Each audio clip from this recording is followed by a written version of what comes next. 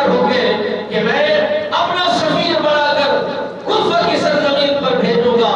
اگر انہوں نے خط لکھ دیا، بلاوا آ گیا، پھر آپ مجھے نہیں روکیں گے. میں کربلا کی سرزمین پر جا کر جو محبت کا اظہار کر رہے ہیں، بار بار اصرار کر رہے ہیں اور حدود پر حدودوں کا سلسلہ جاری رکھے ہوئے ہیں، میں ان کی فریاد کو ضرور پہنچوں گا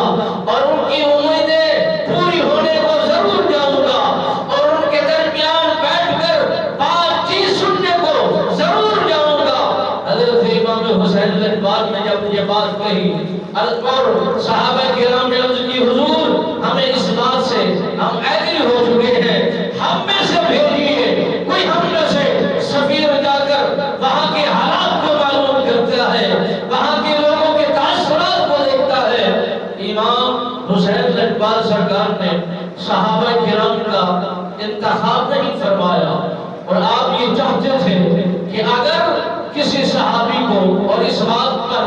آپ کو یہ سمجھ تھی اور آپ اس دانش پر اتنا ذہانت میں اتنا قوی تھے کہ اگر صحابہ کرام میں سے کسی ایک فرد انسان کو نبی کے دیوانے مستانے کو روانہ کر دیا گیا اور انہوں نے وہاں سے کسی خط کا انتخاب کر کے بھیج دیا گیا، اگر میرے جانے میں بھی کوئی بات جانے اور آنے میں ہو گئی تو یہ ظالم دنیا دار، یہ ظالم یہ کلمہ پڑھنے والے، یہ ظالم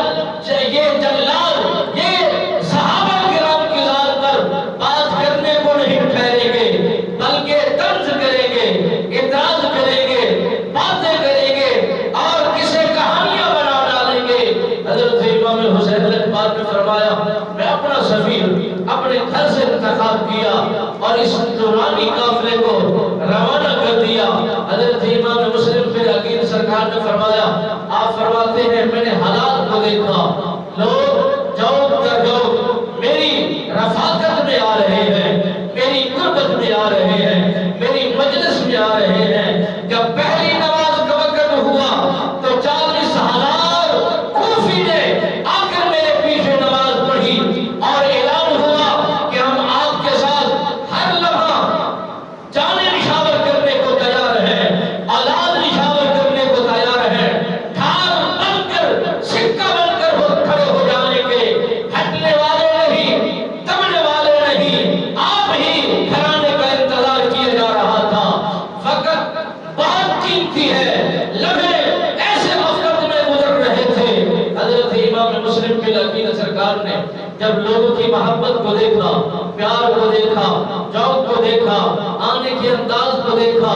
اور گروہ میں لوگ آنے میں بہترین اپنا اپنا کردار ادا کر رہے ہیں اور اعلان کرتے جا رہے ہیں، ہمیں یزیدیت سے آپ نے بچایا ہے اور ہم آپ کا شکر گزار ہیں. آپ نے مہربانی فرمائی ہے، آپ نے